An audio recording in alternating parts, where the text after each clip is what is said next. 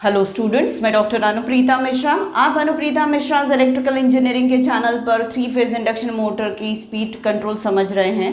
Speed control में मैंने पोल changing technique के अंडर कॉन्सिक्वेंट पोल टेक्निक समझा रही हूँ अभी, जिसमें मैंने 3 कैरेक्टरिस्टिक्स की बात की थी। एक कांस्टेंट टॉर्क कैरेक्टरिस्टिक्स जनरेट करने वाले कुछ कनेक्शंस होते हैं वाइंडिंग के, और आज मैं डिस्कस करने वाली हूँ कांस्टेंट पावर जनरेशन वाले स्टेटर वाइंडिंग के कनेक्शंस, जिससे स्पीड कंट्रोल भी पॉसिबल है और डिफरेंट स्पीड कंट्रोल्स पे पावर जो होती है वो अप्रोक्सीमेटली कांस्टेंट ही प्रोड्यूस होती है। तो ऐसी रिक्वायरमेंट कहाँ पर होती है इंडक्शन मोटर्स की मशीन टूल्स को ऑपरेट करने में। तो यहाँ पर कांस्टेंट पावर की रिक्वायरमेंट है, तो हम यहाँ पर ये वाली particular connection arrangement scheme utilise करेंगे स्टेटर की, 3 फेज स्टेटर की। अब आपको यहाँ फिगर से ही समझ में आ रहा होगा कि मैंने यहाँ पे मतलब ये जो पर्टिकुलर कनेक्शन है स्टेटर वाइंडिंग का, जिसमें स्टार कनेक्शन है और पैरेलली कनेक्टेड कॉइल ग्रुप्स है, और करंट A to B जा रहा है और C to D जा रहा है, मतलब ये लो स्पीड अरेंजमेंट है। और दूसरी अरेंजमेंट जो सेम पावर जनरेट करती है वो है delta series connected stator winding, जिसमें कॉइल ग्रुप्स सीरीज में है। तो A to B current flow हो रहा है और D to C current flow हो रहा है, इस टाइप से कनेक्शन करके रखते हैं। अब ये जो है करंट, इसमें I कैरी हो रहा है, इसमें भी I कैरी हो रहा है, मतलब पर्टिकुलर फेज में करंट I ही कैरी हो रहा है। और लास्ट वीडियो में मैंने एब्रीविएशंस कुछ आपको बताए थे कि लाइन टू लाइन वोल्टेज को मैं कैपिटल V लेकर चल रही हूँ, पर कॉइल ग्रुप में फ्लो होने वाले करंट को मैं I बोल रही हूँ। इफिशिएंसी लो स्पीड वाले अरेंजमेंट की ईटा L है, हाई स्पीड वाले अरेंजमेंट की ईटा H है, यहाँ पर भी लिया है। पावर फैक्टर लो स्पीड वाले कनेक्शन का कॉस थीटा L है, और पावर फैक्टर हाई स्पीड वाले का कॉस थीटा H है। ये सारी चीज़ें मैंने एब्रीविएशंस लास्ट वीडियो में लिस्ट आउट कर दिए थे, तो आप प्लीज़ मेरा वो वीडियो भी देख लीजिएगा। और यहाँ पर भी पर कॉइल ग्रुप में आई करंट बह रहा है, तो टोटल जो लाइन से करंट आ रहा है वो 2I आएगा। तो स्टार कनेक्शन होने की वजह से लाइन करंट और फेज करंट कितना हो जाएगा, सेम, जो कि 2I होगा। और यहाँ पर लाइन करंट जो होगा वो फेज करंट का √3 टाइम्स होगा, मतलब पर फेज में अगर I करंट बह रहा है तो ये √3I होगा। बेटा बिल्कुल भी कंफ्यूज नहीं होना, 2 बार मैंने I लिखा, इसका मीनिंग ये नहीं कि दोनों I कैरी मतलब एडिशन में आ जाएंगे, वो सिमिलर, मतलब ये भी I कैरी कर रहा है, वे भी I कैरी कर रहा है, और सीरीज में तो सेम ही करंट ही कैरी करेंगे, जो कि हमने एज्यूम किया है कि पर कॉइल ग्रुप I करंट है, तो पर फेज का I करंट फॉर्म हो रहा है, तो लाइन करंट √3I हो जाएगा। अब मैं यहाँ पे आपको प्रूव करके बताती हूँ कि कैसे अप्रोक्सीमेटली इन दोनों में पावर सिमिलर डेवलप हो रही है। तो सबसे पहले अच्छा, लो स्पीड और हाई स्पीड कैसे समझ में आ रहा है। यहाँ पे A to B करंट बह रहा है और C to D भी बह रहा है, तो ये ज़्यादा नंबर ऑफ पोल्स की, मतलब 4 पोल का मैंने एग्जांपल लेके बताया था, तो ये 4 पोल की अरेंजमेंट है, तो नेचुरली स्पीड कम डेवलप होगी। और यहाँ पे A to B और D to C करंट बह रहा है, मतलब ये 2 पोल जनरेशन की अरेंजमेंट है, तो यहाँ पर स्पीड ज़्यादा होगी, इसलिए हाई स्पीड अरेंजमेंट है। तो वही मैंने लिखा है कि डायरेक्शन ऑफ करंट जो होगा वो डिपिक्ट कर देगा कि आपकी लो स्पीड अरेंजमेंट है कि हाई स्पीड अरेंजमेंट है।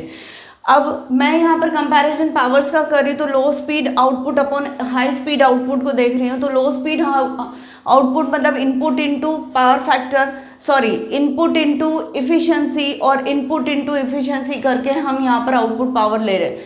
तो इनपुट मैं कैसे ले रही हूँ, √3 times of line voltage, line current into power factor ले रही हूँ। तो √3 times of line voltage, line current और पावर फैक्टर। ऐसे ही यहाँ पर भी डिनोमिनेटर में हाई स्पीड से related √3 times of line voltage, line current और पावर फैक्टर, ऐसा लेकर चल रही हूँ। लाइन वोल्टेज कहाँ पर है बेटा, यहाँ पर V और R B के बीच में, B और V के बीच में, Y के बीच में, इस तरीके से, मतलब R B के बीच में भी line to line voltage V है, B Y के बीच में भी line to line voltage V है, Y और R के बीच में भी line to line voltage V है। सिमिलर यहाँ पर भी हो जाएगा। तो यहाँ पर रूट थ्री कैंसिल हो गया, वी कैंसिल हो गया, आई कैंसिल हो गया, तो बचा कितना 2/√3 और eta L cos theta L upon eta H into cos theta H, ये 0.68 होता है। लास्ट वीडियो में मैंने बताया था नंबर ऑफ पोल्स ज़्यादा है तो लीकेज ऑफ फ्लक्स ज़्यादा होगा, और स्पीड कम है तो इफिशियंसी भी कम होगी। मतलब पावर फैक्टर पुअर है, इफिशियंसी भी कम है, तो नेचुरली ये न्यूमरेटर छोटा होगा डिनोमिनेटर से, और वो कैलकुलेशन किया हुआ कांस्टेंट अवेलेबल है बुक्स में 0.68। बेटा कभी मौका मिला तो ये 0.68 कैसे आया वो भी मैं बता दूंगी आपको। तो 2/√3 इंटू 0.68 किया तो ये आया 0.786, और इसको अप्रॉक्सीमेटली 1 मानकर चल रहे हैं कि quite near to, quite closer to 1 है, तो मान के चल रहे हैं कि output power low speed arrangement की और हाई स्पीड अरेंजमेंट की आउटपुट पावर सिमिलर होती है, तो इसलिए ये कॉन्स्टेंट पावर वाला कैरेक्टरिस्टिक शो कर रहा है दोनों। अब अगर मैं यहाँ पर देखूँ तो चलिए उससे पहले मैं आपको टॉर्क भी बता देती हूँ। Low speed torque upon high speed torque करें तो low speed output power divided by low speed, और high speed output divided by high speed, और इनका रेशो जो होगा, मतलब एल एस टॉर्क ये पूरा है और एच एस टॉर्क ये पूरा है, तो L S output upon H S output लिख लिया और N1 अपॉन N2 लिख दिया। ये हाई स्पीड है, ये लो स्पीड है, तो ये आउटपुट तो आपको 0.786 ये रेशो मिल ही रहा है, और N1 अपॉन N2 मतलब 2 हो गया, मल्टीप्लाई किया तो 1.572 अप्रोक्सीमेटली इसको 2 मानकर चल रहे हैं। मतलब लो स्पीड में जो टॉर्क जनरेट होता है वो ट्वाइस जनरेट होता है with respect to that of the high speed torque वाला जो कनेक्शन है उसके रिस्पेक्ट में, मतलब इसके रिस्पेक्ट में इसमें ट्वाइस टॉर्क जनरेट हो रहा है, तो सेम टॉर्क नहीं है। मतलब कैसा कि लोड टॉर्क की रिक्वायरमेंट अगर ये वाली है, टॉर्क स्पीड कैरेक्टरिस्टिक्स पर मैं समझा रही हूँ, तो हाई स्पीड जब है तो नंबर ऑफ पोल्स कम है तो स्पीड ज़्यादा जनरेट हो रही है, और टॉर्क जो आपका जनरेट हो रहा है वो ये वाला टॉर्क जनरेट हो रहा है। जैसे ही नंबर ऑफ पोल्स बढ़ गए, स्पीड आपकी कम हो गई, तो टॉर्क आपका ये वाला जस्ट डबल टॉर्क जनरेट हो रहा है, यही बता रही हूँ मैं अप्रॉक्सीमेटली। तो ये अप्रॉक्सीमेटली ट्वाइस है इसके रेस्पेक्ट में। तो ये हाई स्पीड वाले अरेंजमेंट का टॉर्क स्लिप कैरेक्टरिस्टिक्स हो गया, ये लो स्पीड वाले अरेंजमेंट का टॉर्क स्पीड कैरेक्टरिस्टिक्स हो गया 3 फेज इंडक्शन मोटर का। तो यहाँ पे नंबर ऑफ पोल्स ट्वाइस है, यहाँ पे P है, ऐसा बता के चल रही हूँ। अब ये अभी जैसे मैंने बताया कि ये यूटिलाइज होता है आपका मशीन टूल्स में, मतलब वहाँ पर हमें कांस्टेंट पावर की रिक्वायरमेंट होती, तो ऐसे कनेक्शन वाले 3 फेज इंडक्शन मोटर्स को हम कहाँ यूज़ करते हैं, मशीन टूल्स में।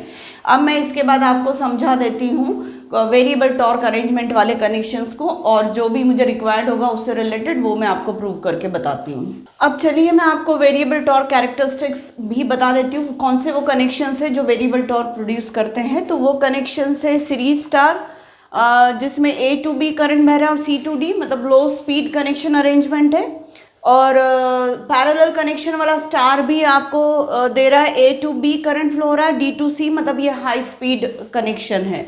तो दोनों ही स्टार है, एक सीरीज है एक पैरेलल है, पर एक लो स्पीड फॉर्म कर रहा है, दूसरा हाई स्पीड कॉम्बिनेशन या कनेक्शन फॉर्म कर रहा है। तो नेचुरली करंट की डायरेक्शन से ही हमें पता चल रहा है कि लो स्पीड या हाई स्पीड कौन से टाइप का अरेंजमेंट या स्कीम है 3 फेज स्टेटर वाइंडिंग की। अब कंपेयर कर लेती हूँ लो स्पीड आउटपुट और हाई स्पीड आउटपुट के रेशो से, उन दोनों का कंपैरिजन कर लेती हूँ। फिर से मैं लाइन इनपुट पावर जो ले रही है वो √3 times of line voltage into line current into power factor कर रही हूँ और इंटू इफिशियंसी कर रही हूँ। तो ये मुझे इनपुट इंटू इफिशियंसी ये मुझे आउटपुट दे दे रहा है, जैसा कि मैं बताती आ रही हूँ। तो ये लो स्पीड से related √3 times of line to line voltage V, मतलब इन दोनों के बीच में V वोल्टेज है, इन दोनों के बीच में V वोल्टेज, सारी लाइंस के बीच में V वोल्टेज है। और यहाँ पर आप करंट देखेंगे कि इंडिविजुअल कॉइल ग्रुप में से I करंट फ्लो हो रहा है, ऐसा मैंने एज्यूम किया है। तो नेचुरली फिर लाइन करंट भी इस स्टार कनेक्शन के लिए, सीरीज स्टार कनेक्शन के लिए लाइन करंट भी I हो जाएगा। तो ये I ले लिया। cos थीटा एल इसका पावर फैक्टर है ही, और इसकी इफिशियंसी, स्कीम की इफिशियंसी ईटा एल है। तो ये मेरा आउटपुट पावर हो गया लो स्पीड का, और डिनोमिनेटर में मैंने हाई स्पीड का आउटपुट लिया है। तो √3 टाइम्स ऑफ लाइन वोल्टेज भी, लाइन करंट अब यहाँ पे 2I इसलिए हो रहा है क्योंकि दोनों पैरेलली कनेक्टेड कॉइल ग्रुप्स में से इंडिविजुअली I करंट बह रहा है। तो इसका मतलब टोटल उसके पास करंट 2I आया होगा, तभी दोनों इक्वल सिमिलर ग्रुप्स में I डिस्ट्रीब्यूट हुआ होगा। तो लाइन करंट यहाँ पे 2I है। cos theta H high speed combination का पावर फैक्टर है, और हाई स्पीड कॉम्बिनेशन की इफिशिएंसी ईटा एच है। तो ये आपका आउटपुट पावर हो गया हाई स्पीड कॉम्बिनेशन का। √3 वी आई कैंसिल हो गया तो बचा 1/2 मतलब 0.5, और cos eta L upon cos theta H into eta H मैं तब से बताती आ रही हूँ लास्ट वीडियो से 0.68 है, तो ये मल्टीप्लिकेशन मुझे दे रहा है 0.34, मतलब पावर में बहुत ही ज़्यादा डिफरेंस है, मतलब वेरिएबल पावर तो मिल ही रही है। लो स्पीड टॉर्क और हाई स्पीड टॉर्क के रेशो को देख लेते हैं। तो low speed output upon low speed और high speed output upon high speed करेंगे तो ये पर्टिकुलर हमें power is equal to torque into speed से ये फॉर्मूला हमारा फॉर्म हो रहा है। ये आपको अभी अभी 0.34 मिला है। High speed upon low speed का रेशो जो होता है कॉन्सिक्वेंट पोल अरेंजमेंट में 2 होता है, तो ये मुझे 0.68 आया। मतलब यहाँ पर भी क्या मिल रहा है मुझे, low speed to high speed जो है वेरिएबल टॉर्क डेवलपमेंट मिल रहा है। मतलब लो स्पीड से हाई स्पीड पर जाने पर टॉर्क का जो डेवलपमेंट है वो वेरिएबल है। आप यहाँ पर भी समझ सकते हैं।